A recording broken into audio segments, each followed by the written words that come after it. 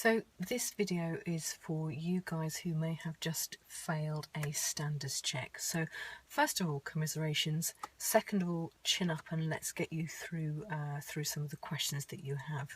So you might just be thinking, getting over a bit of a shock, getting over a bit of frustration perhaps, and now perhaps you're just looking at the future and you're thinking, well, what can I do? I've now got a second or perhaps even a third attempt at this. What can I do? First things I would say is have a really clear understanding of what it is and why it is that you failed. Now, it's very easy to blame things. It's very easy to blame nerves, for example. It's also very easy to blame taking the wrong pupil, etc., etc. But what I would say is have a little bit of self-analysis. So have a little look at what it is that you were missing, you were lacking, be it either lacking in knowledge, be it lacking in an understanding, or be it lacking in a skill.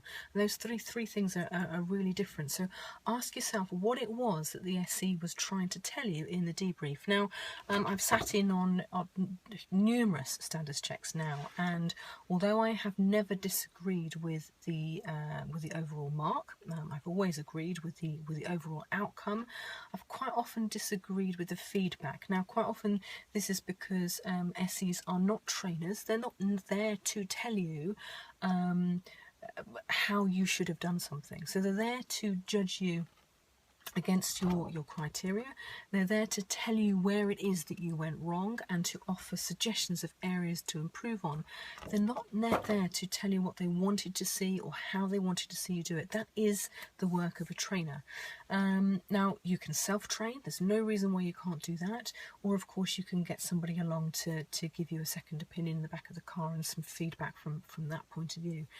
But the first things that I would say is that take a look at your marking sheet. Take a look at the areas where you are consistently falling down on. So those areas that you may well have got 1s and 2s, have a look and see how they link, because quite often if you're scoring less on one, you'll naturally score less on another. So for example, in the risk management section, was the trainer aware of the surroundings and the pupil's actions?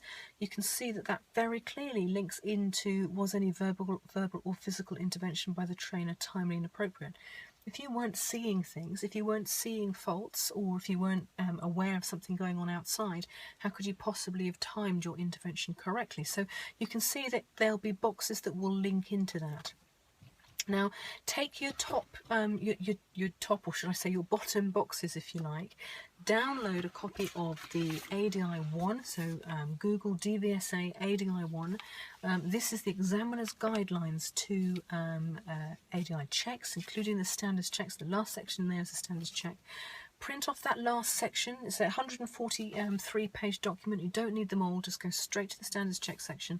And what you'll see there is that all 17 of these individual criteria is laid out in black and white. Now, if you haven't already done this, take your bottom points, look at them in the ADI-1, highlight them, and you'll see very clearly in the ADI-1 it gives you indications of lack of competence. So within each criteria you'll see what it is that you might have fallen into the trap of doing, if you like. So take a little look at that. That's one way of kind of debriefing yourself, if you see what I mean, just having a little bit of a look and getting into your head exactly what the SE was trying to tell you, albeit maybe not in the best of words, or giving you the time that you needed.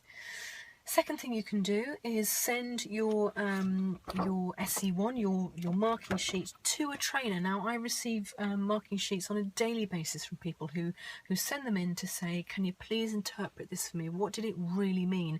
Now, I might ask you a couple of questions, and any good trainer would. They just don't like a little bit of an overview about what your plan was, the kind of people you'd set up, and how you felt about it, how you'd felt it has gone at the time, your interpretation of what had actually happened.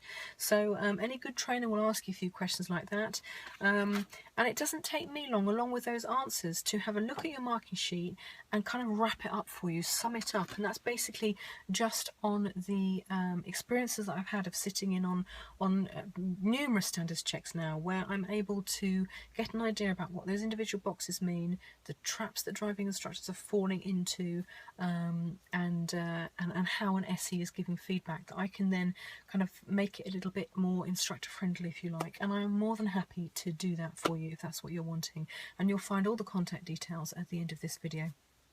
And please make contact with us, and we'll do what we can to kind of point you in the right direction.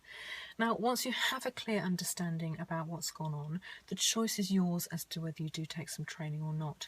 Now, one of the advantages of training is that it puts you right back into that situation of being watched and being judged.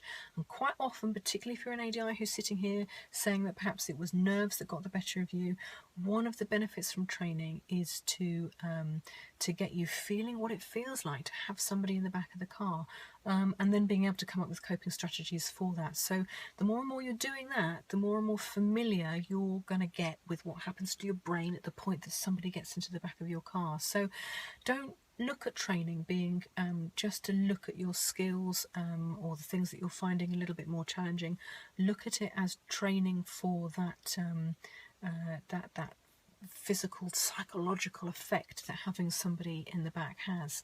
And obviously the second half of that is, of course, to get somebody to actually feedback on your own skills and your knowledge and your ability, and point you in the directions of perhaps some of the areas that you're needing to focus on more, and of course come up again with solutions for you. So it's all very well people saying, well, you're lacking in this and you're lacking in that and you could do with improving that, but sometimes it's a really good idea to have somebody who can give you examples, who can talk to you about expanding the areas that perhaps you are lacking on. So certainly consider that.